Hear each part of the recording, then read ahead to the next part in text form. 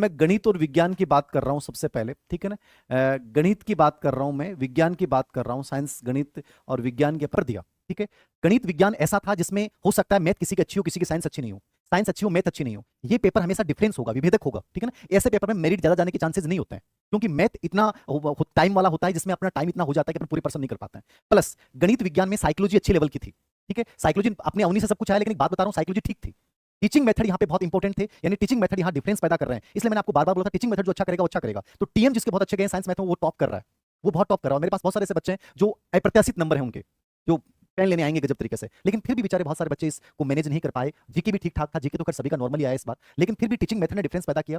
गणित विज्ञान का एक लेवल ठीक ठाक, विज्ञान नॉर्मल था, बट मैथमेटिक्स में टाइम मैनेजमेंट नहीं कर पाए। इन सबको लेकर जो मेरिट का अनुमान मैं बता रहा हूं जनरल से, आप देखना जनरल का एक आंकड़ा होता है, उससे आप अनुमान लगा सकते हैं। जनरल का जो आंकड़ा आ रहा है मेरे पास, जो जितने भी बच्चों से मैंने बात की, जितने एक्सपर्ट से बात की है, मैं मान रहा हूं कि जनरल के अंतर्गत, इसके अंतर्गत जनरल के अंतर्गत जो है वो 97 से लेकर और 1, ये मेरे कोडिंग जनरल की मेरिट रहनी चाहिए, ठीक है ना। 97 से लेके मैं मान रहा हूं कि 102 ये पर्सन जिस बच्चे के सही हैं, ये क्वेश्चंस की बात कर रहा हूं, याद रखना नंबर की बात नहीं है, जिसके ये पर्सन सही हैं, यानी इनके बीच में आ रहा है माइनस नेगेटिव नेगेटिव कट के, वो बच्चा सिलेक्शन की दौड़ में 100% शामिल है। हो सकता है 95 प्लस वाला हर बच्चा सिलेक्ट हो जाए, कोई बड़ी बात मत मानिएगा। जब पेपर हम देते हैं उस समय लगता है मेरे बहुत सारे थे, लोगों ने इतने माइनस किए 120 130 35, बाहर आए तो और कम हो गए। और जब अधीनस्थ सेवा चयन बोर्ड अपनी रियल में माया दिखाएगा, मतलब आंसर की जारी करेगा, कुछ भी मान सकता है, कुछ भी मान सकता है, मान लीजिएगा आप, मैंने देखा है पीटी एग्जाम वगैरह में, इनमें साइकोलॉजी में आंसर कुछ भी मान सकता है, ठीक है ना। तो कोई बड़ी बात नहीं है, 2 से 4 5 नंबर 6 नंबर ऊपर नीचे हो जाए, परवाह मत करना। मैं फिर कह रहा हूं कुछ भी नहीं है कंपटीशन, इससे बड़ा कंपटीशन ये है, और आगे जिंदगी में लड़ना ये सबसे बड़ी चीज है। मैं फिर बोल रहा हूं,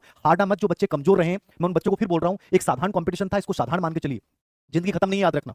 सेकंड ग्रेड है, ग्रेड फर्स्ट है, कॉलेज लेक्चर है, संगणक एग्जाम है, एलडीसी है, ईओआरओ की साइंस में मेरिट, या जो बच्चे सेफ जोन में है, वो 93 से लेकर 95 के बीच के जो बच्चे हैं, वो मैं मानता हूं सेफ जोन है, ठीक है ना। यहां यदि आप हैं तो मेरे अकॉर्डिंग सिलेक्शन हो जाना चाहिए, जो मेरे पास आया है। अब हो सकता है कि मेरे कई बच्चे यहां से भी बहुत अच्छी रैंक वाले हैं, लेकिन उनकी संख्या बहुत सीमित है, और रियल में आंसर की आएगी उसके बाद और भी डाउन आ सकता है। याद रखना, जरूरी नहीं है कि यही रहेगी, इससे ज्यादा भी जा सकती है, प्लस माइनस हो सकता है। अभी तक का जो फीडबैक मिला उसके अकॉर्डिंग बता रहा हूं, 93 से 95 ओबीसी याद रखना ठीक है, मतलब वो सेफ जोन में अपन मान सकते हैं, जरूरी नहीं है। बाकी देखो, सबसे सेफ जोन ये होता है कि जो 100 प्लस है ना, ये वो बच्चे होते हैं जिनको अपने आप को कंप्लीटली आश्वस्त मान लेना चाहिए, और आगे सेकंड ग्रेड या ग्रेड फर्स्ट या कॉलेज लेक्चर के ऊपर उन्हें फोकस करना चाहिए, याद रखना।